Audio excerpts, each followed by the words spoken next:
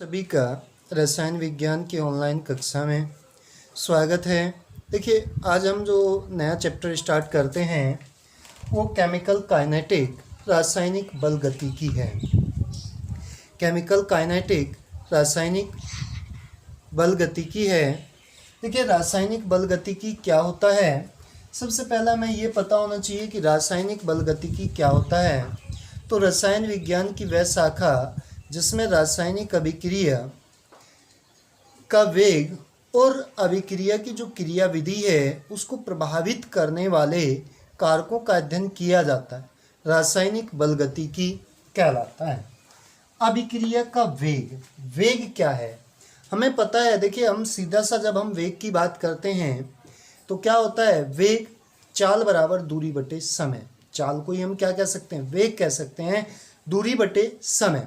वहाँ पे क्या था, दूरी और समय का अनुपात था। यहाँ पे क्या है, अभिक्रिया में क्या परिवर्तित होता है, अभिकारक का सांद्रण परिवर्तित होता है, कहीं में बदलता है, उत्पाद में बदलता है। तो यहाँ पे हम क्या कह सकते हैं कि इकाई समय में क्रियाकारी पदार्थ का मतलब क्या है, अभिकारक या उत्पाद के सांद्रण में होने वाले परिवर्तन को अभिक्रिया का वेग कहते हैं। तो क्या हुआ, हमारा अभिक्रिया का जो वेग है अभिकारक या उत्पाद के सांद्रण में परिवर्तन बटे परिवर्तन में लगा समय होता है। देखिए, हमें यह भी पता है कि यदि हमारे पास कोई भी अभिक्रिया है, जो अभिकारक है उसके सांद्रण में क्या होता है, कमी होती है और उत्पाद के सांद्रण में वृद्धि होती है। कमी को हम माइनस से और वृद्धि को हम प्लस से प्रदर्शित करते हैं। जब भी हम किसी भी अभिक्रिया का वेग लिखेंगे तो वहाँ पे कमी के लिए हम माइनस चिन्ह का प्रयोग करेंगे और वृद्धि के लिए हम प्लस चिन्ह का प्रयोग करेंगे, अर्थात अभिकारक में माइनस और उत्पाद में प्लस का प्रयोग होगा। अभिक्रिया के जो वेग का मात्रक है मोल प्रति लीटर बटे मोल प्रति लीटर प्रति सेकंड। अर्थात देखिए, जो अभिकारक है सांद्रण क्या होता है, सांद्रता क्या होती है, मोल प्रति लीटर, और परिवर्तन में लगा समय तो प्रति लीटर प्रति सेकंड, या सेकंड की बजाय हम क्या कर सकते हैं, मिनट कर सकते हैं। तो हमारा मात्रक क्या हुआ, मोल प्रति लीटर प्रति सेकंड या मोल प्रति लीटर प्रति मिनट होता है। देखिए, हमारा जो पॉइंट है अगला, रासायन अभिक्रिया का औसत वेग। औसत वेग क्या है, किसी भी अभिक्रिया का एक निश्चित समयांतराल में प्रति इकाई समय में अभिकारक या उत्पाद के सांद्रण में जो परिवर्तन है वो अभिक्रिया का औसत दर कहलाता है। मान लिया हमारे पास एक अभिक्रिया small a into capital A plus small b capital B बराबर small c capital C plus small d capital D। देखिए, जो small a b c d हैं वो अभिकारक a b उत्पाद c d के मोलों की संख्या है। देखिए, जो औसत दर है, हमने बात की थी पहला जब अभिक्रिया का वेग पढ़ा था तो अभिकारक की सांद्रता में क्या होती है, कमी होती है। कमी को हम माइनस से परिवर्तन करते हैं। देखिए, जो मोलों की संख्या है वो अनुपात में बटे में आता है। तो यहाँ पे a मोल है तो -1/a, d concentration of a अर्थात a की सांद्रता में परिवर्तन बटे जो परिवर्तन का अर्थात जो समय अंतराल है वो dt से प्रदर्शित किया। ऐसे ही -1/b dB/dt बराबर, देखिए उत्पाद की सांद्रता में क्या होती है, वृद्धि होती है। जहाँ पे वृद्धि को हम प्लस से प्रदर्शित करते हैं तो यहाँ पे प्लस नहीं लिखा या लिख भी लें तो ये क्या हो गया, बराबर 1/2। 2 नहीं है ये, वहाँ यहाँ पे ये भी यहाँ पे क्या होता है 1/c होता है। d concentration of c upon dt बराबर 1/d concentration of d upon dt। ये भी क्या है, ये सांद्रता में परिवर्तन बटे समय में परिवर्तन है। देखिए, जो अभिक्रिया का वेग है उसको जो प्रभावित करने वाले कारक हैं, सबसे पहला क्या है, यदि हम अभिकारक पदार्थ है, जो ये अभिकारक पदार्थ हैं इनका सांद्रण बढ़ा देंगे तो अभिक्रिया का वेग बढ़ जाता है। दूसरी बात यह है, जैसे ही हम ताप बढ़ाते हैं तो अभिक्रिया का वेग बढ़ जाता है। सामान्यतः अभिक्रिया में यदि हमने 10 डिग्री सेंटीग्रेड ताप को बढ़ाया है तो अभिक्रिया का वेग लगभग 2 गुना हो जाता है। अगला पॉइंट ये कहता है, उत्प्रेरक पदार्थ की उपस्थिति में अभिक्रिया का वेग परिवर्तित हो जाता है। देखिए, उत्प्रेरक क्या है, सबसे पहले हमें यह पता होना चाहिए कि उत्प्रेरक क्या है। वे रासायनिक पदार्थ जो अभिक्रिया में बिना भाग लिए अभिक्रिया के वेग को परिवर्तित कर देते हैं, वेग को परिवर्तित कर देते हैं, उत्प्रेरक कहलाते हैं। चाहे तो वे वेग को बढ़ाते हैं या वेग को घटा देते हैं।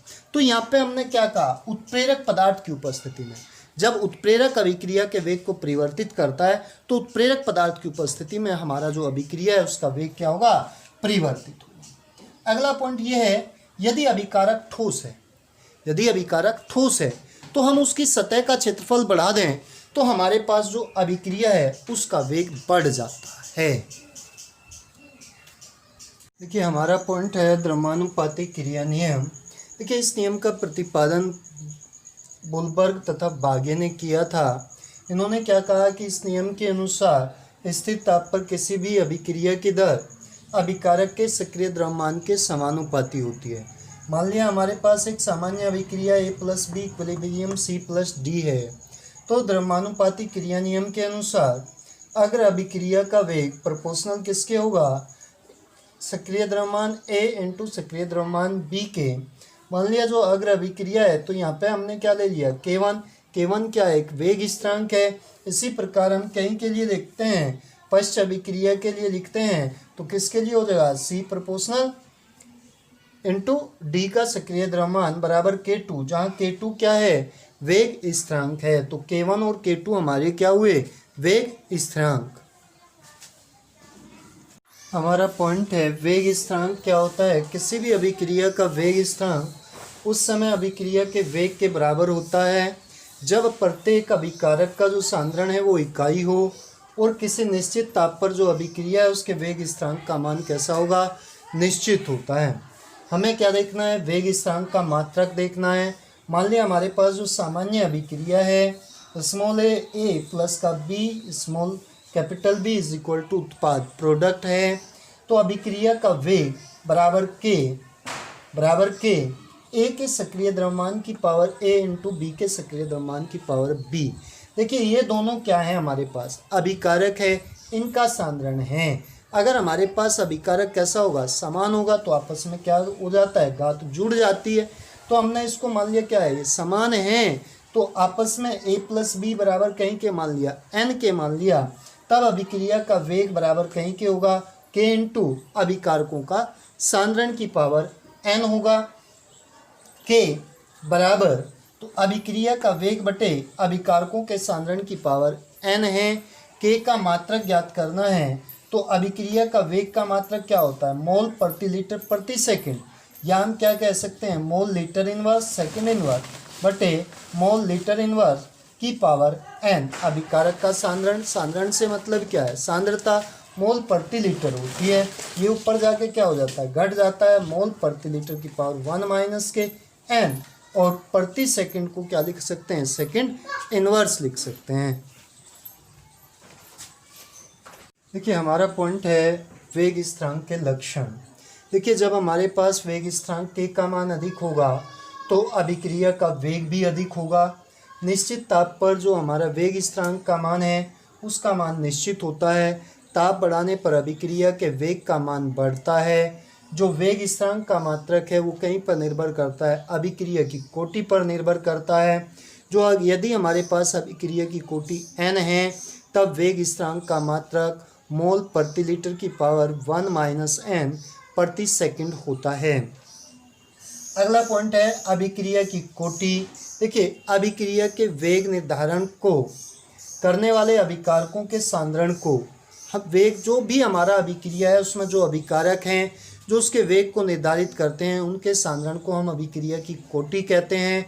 इसे हम कैसे परिभाषित करते हैं, निम्न प्रकार से क्या करते हैं कि हमारा क्या है कि किसी अभिक्रिया का जो वेग नियम है उसमें निहित किसी अभिकारक के सांद्रण की घात उस अभिक्रिया की कोटि या उस अभिकारक के प्रति अभिक्रिया की कोटि कहलाती है, तथा जो वेग नियम है उसमें निहित सभी अभिकारकों के सांद्रण की घात का योग अभिक्रिया की कुल कोटि कहलाता है। जैसे हमारे पास एक सामान्य अभिक्रिया small a plus small b capital B plus C capital C is equal to उत्पाद है। यहाँ पे हमारे पास क्या है, A B C क्या है, इसके मोल हैं। तो तो अभिक्रिया की कुल कोटि क्या है, a प्लस बी प्लस का c, क्योंकि जो इनका वेग होगा वो इनकी घात पर निर्भर करता है, इसलिए जो हमारी अभिक्रिया की कोटि होगी a प्लस बी प्लस c कुल कोटि होगी। देखिए हमारा पॉइंट है शून्य कोटि की अभिक्रिया, वो अभिक्रिया जिसका वेग अभिकारक के सांद्रण पर निर्भर नहीं करता, उसे हम क्या कहते हैं, शून्य कोटि की अभिक्रिया कहते हैं। इस अभिक्रिया में जो वेग है वो स्थिर रहता है, जो अभिकारकों का सांद्रण है उसका परिवर्तन करने पर अभिक्रिया के वेग पर कोई परिवर्तन प्रभाव नहीं पड़ता। मान लिया एक शून्य कोटि की अभिक्रिया A इज इक्वल टू उत्पाद है, यदि A का प्रारंभिक सांद्रण A0 तथा t समय पश्चात इसका सांद्रण क्या हो जाता है, A हो जाता है, तब अभिक्रिया का वेग बराबर minus D concentration of A upon dt की घात क्या अभिकारक के सांद्रण की घात कैसी है, 0 है, 0 पर निर्भर करता है। इसे हम कहीं के बराबर लिख सकते हैं कि A की घात 0, किसी की घात 0 होती है तो उसका मान कहीं के बराबर होता है, 1 के बराबर होता है, तो minus D concentration of A बराबर KT आ गया। दोनों ओर का जब हम समाकलन करते हैं तो यहाँ पे कंसंट्रेशन ऑफ A बराबर KT प्लस का I होगा, जहाँ I क्या है, एक समाकलन स्थिरांक है। यदि हमारा समय क्या है, 0 है, जब प्रारंभिक समय है तो हमारा जो कंसंट्रेशन ऑफ A है वो क्या होगा, A0 होगा। इसका मान जब हम इस समीकरण में रखते हैं तब हमें I का मान क्या मिलता है, माइनस का कंसंट्रेशन ऑफ A0। इसका मान जब हम दोबारा से इसमें रखते हैं तब माइनस A बराबर KT माइनस के कंसंट्रेशन ऑफ A0, या KT बराबर जब हम इसको इधर लेके जाते हैं तो ये कहीं का हो जाता है, प्लस का हो जाता है, तो K बराबर क्या हो गया, कंसंट्रेशन ऑफ A0 माइनस का concentration of A upon T, जिसे हम क्या कहते हैं, शून्य कोटि की अभिक्रिया के लिए वेग स्थिरांक कहते हैं। ये क्या है, हमारा वेग स्थिरांक नियम है, इसे समाकलित वेग स्थिरांक नियम भी कहते हैं। देखिए जो शून्य कोटि की अभिक्रिया है उसके वेग स्थिरांक का जो मात्रक है वो मोल प्रति लीटर प्रति सेकंड होता है। देखिए इसका जो उदाहरण है, जैसे सबसे पहला है जल की सतह पर हाइड्रोजन और क्लोरीन का प्रकाश रासायनिक संयोग H2 प्लस का Cl2 सूर्य के प्रकाश की उपस्थिति में हाइड्रोजन क्लोराइड बनता है। दूसरा जो उदाहरण है प्लेटिनम की सतह पर अमोनिया का विघटन 2NH3 Pt उत्प्रेरक की उपस्थिति में नाइट्रोजन और हाइड्रोजन में अपघटित हो जाता है। धन्यवाद।